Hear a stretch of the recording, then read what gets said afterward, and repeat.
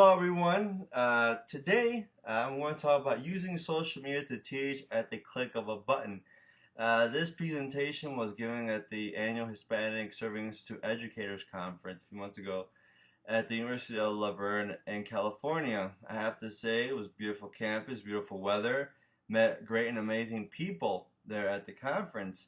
And one of the things that I wanted to really talk about social media was because today's students, the millennial generation and the generation after that are coming into college, right? Specifically millennials that are coming into the college campuses, right? They are so interested and so enwrapped in their social media, their smartphones, their tablets, their laptops, that everything is at the click of a button. All they do every single day, mostly students, is they're touching. They're in terms of buttons on their phones, right? The screens, everything is touchscreen now. The students, I don't even know when I remember them writing notes or anything like that, right? Back when I was young, people would write notes, for text messages. Now it's like everything is a click of a button. And, that's what students are coming into college. Like, they expect everything to be quick and fast, just like they can get anything they want online on their smartphone. And right, you have to capture the attention because you lose the attention of these students nowadays. Like if you don't, you lose their attention within 3 minutes of the class. Right, they're gone. They're there, but they're gone. And I remember that when I first started teaching at Oklahoma State University in Stillwater, the first semester I started teaching, I was beyond my mind in terms of how in the world do I capture these students' attention in the class, and how do I get them to understand the material.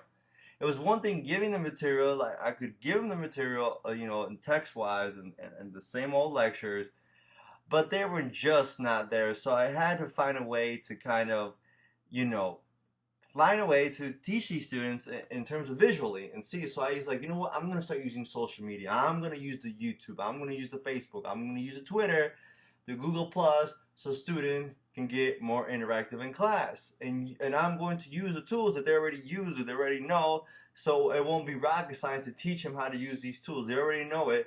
I'm just going to adapt it into the courses, and it's worked wonderfully ever since. So it's been great.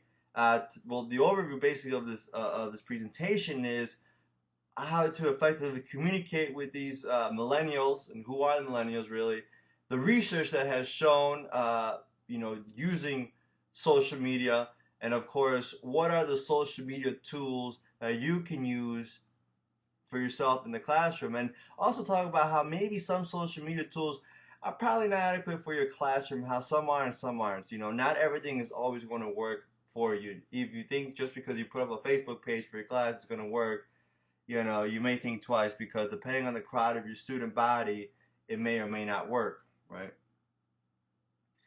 So the traditional way of teaching, we always say, like these students right here, as you would see, they're bored out of their mind. That's what kind of really happened to the traditional way of, like, okay, here comes the professor, here comes the lecturer.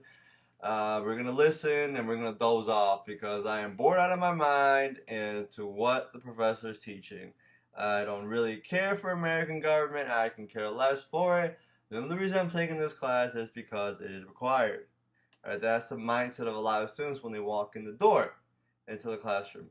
And of course, if one focuses so much on text, the students are not going to remember anything when they walk out. The study has shown that one of the rings that I did for this presentation was people can remember more than 2,500 pictures with at least 90% of memories, or actually 72 hours after exposure, even though they saw it for 10 seconds. Right? Imagine that. 90% of the stuff within 72 hours of the 2,500 pictures that they saw, they can remember. Same thing, well, not the same thing, but for text-wise, they can only remember 10%. Right? If you put up text, they don't remember it. Like about 10% of them remember it. But they'll remember more of the picture, the visualization of it. So I was like, you know what? I have to use, sorry about that. I have to use the new way. I have to use technology. I have to use the social media, because if these students can only remember so really good in terms of visualization and pictures, that I have to use that in my lectures so they can know the material well enough so they can do well in class, and they can at least know one thing after they leave the class. Because, man, how many times, how many studies have you seen where they've done like students take the class, and then after they take the class they forget everything they knew. Everything they knew, they forgot about it, right? That's a lot of students do that in college. They take a course and then they forget about it the next day, or they forget about it the next week. My idea was like, okay, if students are going to forget, at least I hope they remember one thing. If it's the YouTube videos that talked about the presidency, or it's the YouTube videos where they saw Congress, or it's the YouTube videos of the elections, let it be so, right? At least I remember something walking out, right? One of the 10 effective ways to communicate with millennials and students, though, is you have to kind of avoid the stereotypes, and you have to respect the differences, right? One of the things that, if you're going to use social media, especially YouTube in your class, like, say for example, if you're going to show a video, if you're talking about a topic, say for instance in sociology or political science or somewhere in the social sciences, and it's about religion, right? It's about religion. You have to make sure that the video is talking only about the historical relevance of religions or religion, and not interested in them where they have to follow that religion. The last thing you want is to show the history of religion, and one student is disrespected because they talked about Islam, or one student got disrespected because talking about Christianity too much, right? You have to be careful in terms of those videos. Now, there's like, if you go on YouTube or Vimeo or on TED Talks or TED Ed, right? Especially on YouTube, if you type in religion history, right? All these bozos and yahoos and Joe Schmoes are gonna pop up talking, thinking that they know about religious history, but they actually don't know anything. You may not want to show those type of videos, right? And I'll talk about that a little bit later on in terms of that. But you actually want to really communicate with the student in terms of, what is it that I'm trying to do with the social media? Am I just trying to get in their lives, or am I doing the social media so that I can effectively communicate with the student body, right? If your student body is mostly millennials, young 18, 19, 20-year-olds in your class, 21, 22-year-olds, right? The way you can communicate with it is probably through social media, right? You build a concept, you build a relationship with them, probably just showing the YouTube videos, right? They may not talk at all before YouTube video, and all of a sudden you show a YouTube video, all of a sudden everybody's talking in class, right? Right, millennials, they're very diverse in their thoughts. They know that as the latest. The thing about millennials, though, is they're the latest narcissist generation. It's all about me, me, me, me, me. Right? They're net addicted. They download and upload. They need for speed, and they learn visually. Right? They lack long attention spans. And when it comes to lectures, they want entertainment and play in their work, in their education, their social life. Right? And this graph is from the Advocates for Youth website. Right? One thing about them, right, is that they need entertainment. They need to see something visually. How many times have you walked up and down the library and have seen a student on YouTube or watching a video, right? They're on YouTube or watching a video instead of studying. I mean, they have their book open, their notes open. They're just taking a break and watching some YouTube, right? You walk around the library one day, right? Pretend you're trying to look for a book, right? Don't go creeping up on them behind them and see what they're doing. But just walk around the library once on your campus and just see the student body, when they're studying, usually after 5 o'clock or so. And you'll see that many of them have YouTube up or some type of social media, because that's what grabs their attention. That's what is they crave. They crave that entertainment. So might as well use that YouTube they're doing, implement it in the classroom. Because they're already so entrenched with it and so in love with it, you might as well use it. Because this millennial generation, I'm telling you, their attention span is, they lack it. You can't get their attention for more than 5 minutes, like I said. Right? Like I said, 90% use the internet daily. They spend about an average of 3.5 hours online per day. Right? They're writing 50 pages of email and reading about 2,300 websites and about 1,281 Facebook profiles within a semester, from one of the researches that was done for this, that I found for this presentation. Just imagine that. Just within a semester, they have done that. They grew up in a constant connection through texting, email, right? For the digital generation. This generation, the millennial generation, the generation that most of you are teaching or will be teaching, they are internet savvy. All they do is be online. They're all online. They're not even on TV much because it's all on Hulu or whatever they do online, that they just get it, they just download it and put it on Netflix or whatever, right? So they're very digital native. Don't be afraid to use the social media. Use the internet for your classroom because they're already native to it. They know it, right? If you tell them, hey, look up this video on YouTube, they'll do it with the click of a button. I mean, they'll just go so quick to it that you probably, they may even find better videos than you. You know, if you ask them, hey, can anybody find this video? And they'll probably know, hey, did you check out this video? I know where you can check out a good video, right? Just to show, and for Latinos, don't be afraid to use, to implement this in a Hispanic serving institution, right? Just because, you know, they may not have a laptop or such, guess what? They have a smartphone, right? They have a smartphone. Don't be afraid to, you know, give them that, to use the social media for young Latinos, right? They have it. They have the Facebook. They have the Twitter. So don't be afraid to use it at your own disposal, right? As you can see here, Hispanics have, they have about 72%, right? About 72% of them have a desktop or laptop, right? The majority of them. If not, they can use the campus or the public library, so they have access to it. So don't be scared of letting them use the internet in class. Be like, well, I don't know if Fernando or Christina, they don't have a laptop. Ask them, do they have a smartphone? And guess what? The majority of them will have a smartphone, right? And if you, like, for example, why do I say this? Well, say, for example, you assign a homework assignment or a reading and say, well, part of this reading, you have to watch this YouTube video or this TED Ed video or this TED Talk video or this Vice Media video. And, you know, they're like, well, I don't have a laptop. And then be like, ask them, well, where's your smartphone? Here it is. Well, then go use it, because you can pull up YouTube, you can pull up all these videos on your smartphone, you can use it. So don't be afraid to use the social media in the classroom, because the Latinos, they do have the smartphones if they don't have the laptop, right?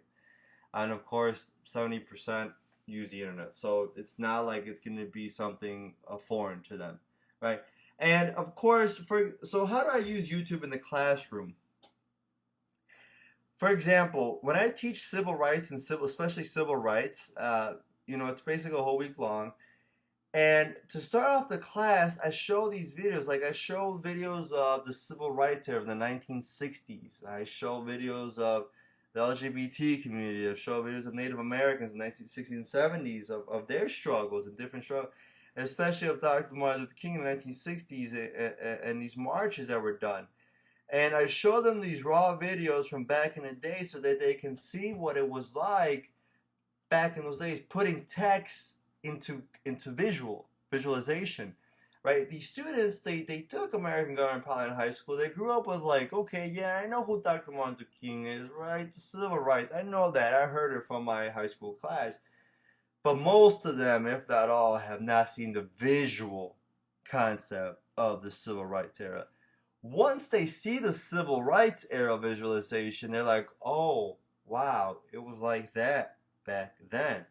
So they see it. So some of the videos that I show, which I won't be able to show because of copyright infringement, I don't want to show them on YouTube, this video. But I did show them, just a disclaimer, I did show them at the conference because of educational purposes. But of course, for this, I won't be able to show it. But if you want, I can. If you email me, I could definitely email you the videos.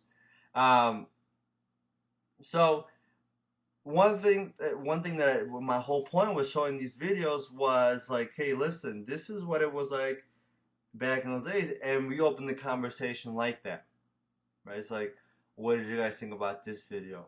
Most of them are, some of them, their eyes are wide open. They're like, well, I don't know what to say about that, right?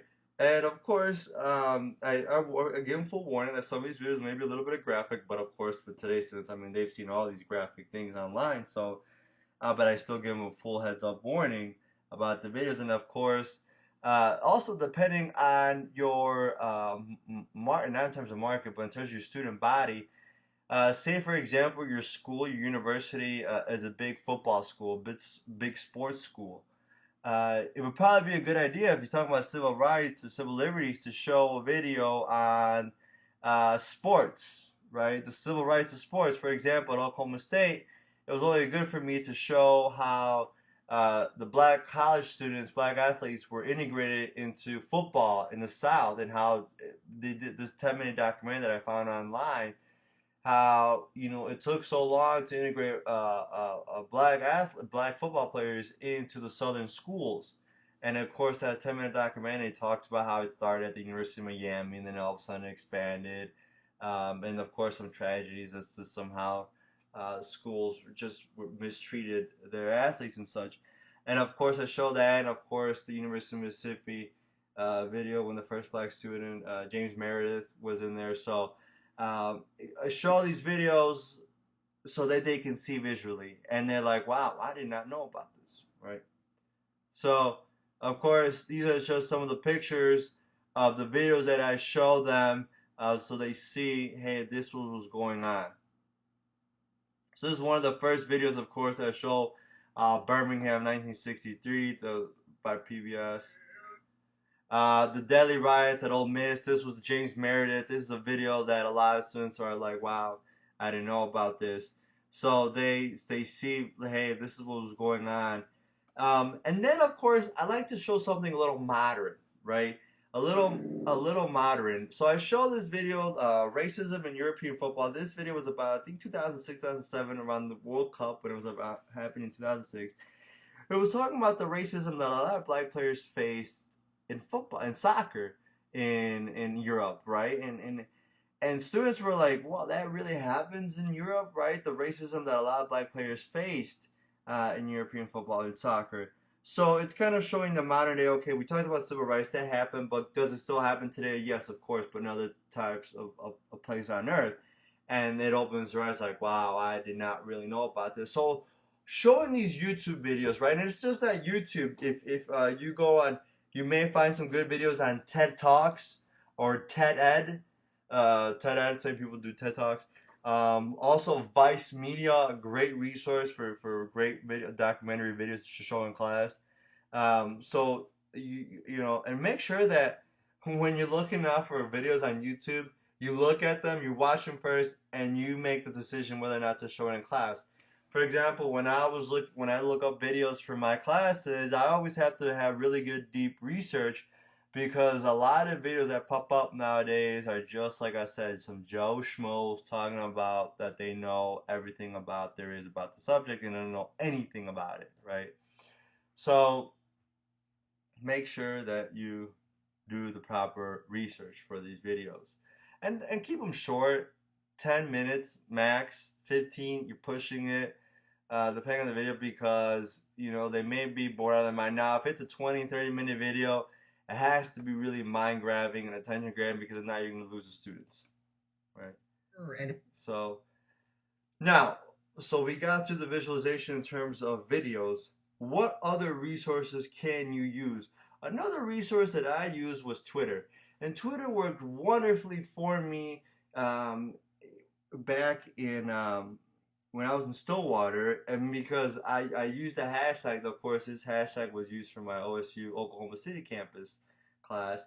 Back when I was in Stillwater, I used a different hashtag. I can't remember what it was now, but I used this hashtag, and it was great because I would put announcements in class. On Twitter, it'd be like hashtag, and the hashtag that I was using, watch this video, or make sure you read this, or quiz coming up, test coming up. And students would actually, either tweet me, or they would hashtag me and saying, hey, Mr. Fulgencio, when is the next test, or they would ask me questions. I said, hey, come very creative with 140 characters of asking me questions. And the beautiful thing about it was the Twitter thing actually reduced some of my email clunk, right? So it may work for you. You may want to use Twitter for your class, like create a hashtag for your class using the acronyms of your class. Now make sure that you search on Twitter that nobody else is using the acronym. Last thing you want is to create an acronym that someone is already using and your students get confused, right? So use an acronym for the class and tell the class, hey class, use acronym. I'm just making the one up. ACU 1110, right? And that's the acronym for your class that students can post questions or ask you questions. Now, if you're scared, or not scared, but you don't want your students getting into your personal life in terms of your social media, there are two routes to do this, right? You can either just be careful what you post on social media on Twitter, or you just create a different social media Twitter account for your class.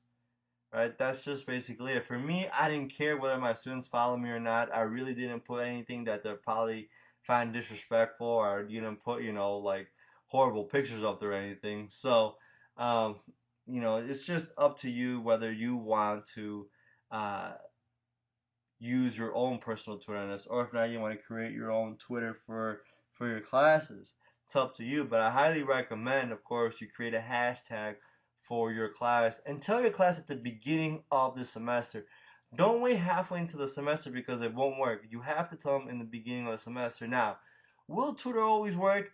Yes and no. It worked great when I was in Stillwater, but it didn't work so great in Oklahoma City, and it didn't work so well because the student body was different. I had a night class where the majority were adult students, and of course these adult students were not.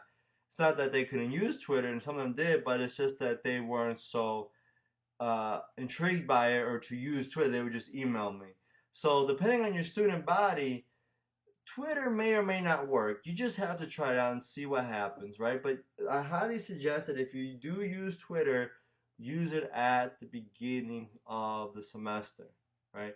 And if you just see that students are not being interactive using your hashtag or tweeting you, you don't have to like write 10 hashtag tweets for your class every single day, right? If you just have to see how it works out, whether the students or not will interact. If they don't, well then, at least you give it a shot. Maybe try it for the next semester for your next class. You never know. Um, Another one that worked beautifully for me was Google Plus. Google Plus worked for me, especially when I was in Stillwater teaching these big lecture halls, when it was time for an exam review, or a big exam review, because sometimes in class I wouldn't have time, right? Time would run out in class, and I was like, you know what, guys, I can't do the exam review. I really have to get to this material, but I could do a Google Plus session, right? If students already have a Gmail account, they already have a Google Plus. I know some universities actually use Gmail for their university council, of course, with that. They will already have a Google Plus. And of course, you can do a Google Plus Hangout or Google Plus On Air Hangout, right? If you do Google Plus On Air, right, you can, start recording yourself, like if you're on Skype.